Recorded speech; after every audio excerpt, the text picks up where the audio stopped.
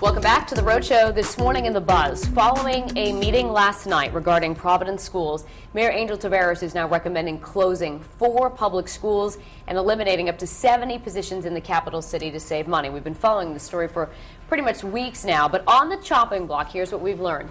Flynn Elementary, Windmill Street Elementary, the Messer Annex, and the Messer School. This morning, teachers, parents, school board members all reacting, and take a listen to what some of them had to say following the announcement. Go there and visit it and see where it sits in the heart of my neighborhood, where people that live there, that are 80 and 90 years old, went to Windmill Street School. Sometimes people think, I think the board's detached, but they're not. We're very involved, and it's painful. We'd like to be focusing on teaching and learning and not dollars and cents. If there's so many kids in the class, he's not going to be able to learn as much. There's going to be more disruptions.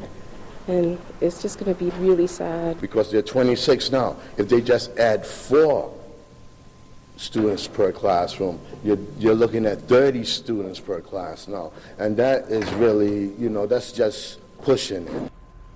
All right, so the school board is going to vote on whether or not to close those 4 schools sometime in April after the hearings. And we should note that the superintendent, Tom Brady, has said that the class sizes will not exceed 26 students, which is the max. So that's important to note that he has said that on the record. I know How is that possible? Well, I don't know. They haven't outlined the plan yet. But let me just say this. Coming from a district in the West Bay where we had a school closure, right, we had huge concerns at parents about how this was going to all play out. You're taking one school, one elementary, closing it down, bringing all of those students to another school.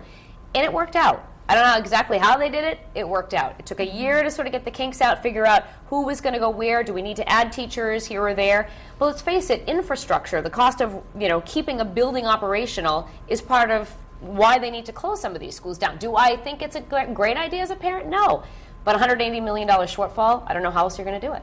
That's 4 schools, and now you're uprooting all of these kids and moving them into a new environment. Right. There still needs to be space somewhere, even if they're opening new classrooms in a school that already exists. Mm-hmm. There needs to be space, there needs to be room, there needs to be teachers to teach these kids. I don't understand how class sizes are already maxed out at 26, how you're going to continue to keep them at 26 when you're adding more students into the school. Well, I mean, Tom Brady has said on the record it won't exceed it. So I think, we just heard the news that all this is happening, so I'm hoping and assuming in the next days ahead we're going to find out the concrete plan of how we plan to make the numbers work. What do you think, Patrick? What I think is that I think it's safe to say in this situation, obviously the emotions are raw with the parents right now. Whose kids are going to be moved to different schools. Any kind of relocation for young people it's tough. But in the end, the people who are really getting the shaft here are the teachers that are going to lose their jobs. Because, I took my child out of a private parochial school because the class was too big. Right. Think about this. I was paying for a school that had 31 kids in the first grade class. Because they don't have caps, right, on the class sizes? Well, they don't have caps, and they also are claiming that they don't have enough money, so they're going to try and pack as many kids as they can into those classrooms. Right. So he goes to both of them go to a public school now, where there's probably 22 or 23 in their class. Right. So, there's the argument about class size. Now, does it work at that school where I took them out? Yeah, it works. Kids get good educations. There's teachers' assistants. The last thing I'd be worried about is the class size for the kids. What I'd be worried about are the teachers, the adults, the parents who have kids who are teachers that are going to lose their jobs. Right. The losing jobs thing bothers me a lot more than the kids being moved to different But you're schools. talking about kids will class adapt. sizes and there being caps. I remember even just going to college, there was a cap on our classroom sizes because they wanted, enough one-on-one type of interaction. So the fact that now elementary school sizes are larger than a college classroom, I feel like there needs to be more one-on-one interactions with younger students. I can see a difference with class sizes. You were saying that you didn't necessarily think it was a big deal, but I saw what happened with my son's first grade class where they were at capacity, and a lot of parents were upset about that. They added another first grade, and now they're down to like 20 students. And the teachers and the students all say they feel a difference. But that's what's going to have to happen. They're going to have to make room somewhere in the school to now make another class.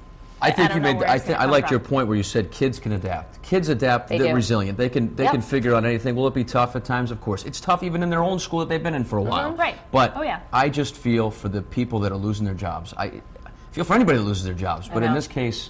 And you feel for those people, though, who are affected with that specific school, too, because it's like just a whole change of scene for everybody. But, Courtney, I'm sure that a lot of people are online commenting about this. Did anybody directly affected talking about it this morning? Not yet. I am reading through some comments on Facebook, and they're talking about what happened when they were kids, too, if they were moved out of schools, and just weighing in with their opinion on this whole situation.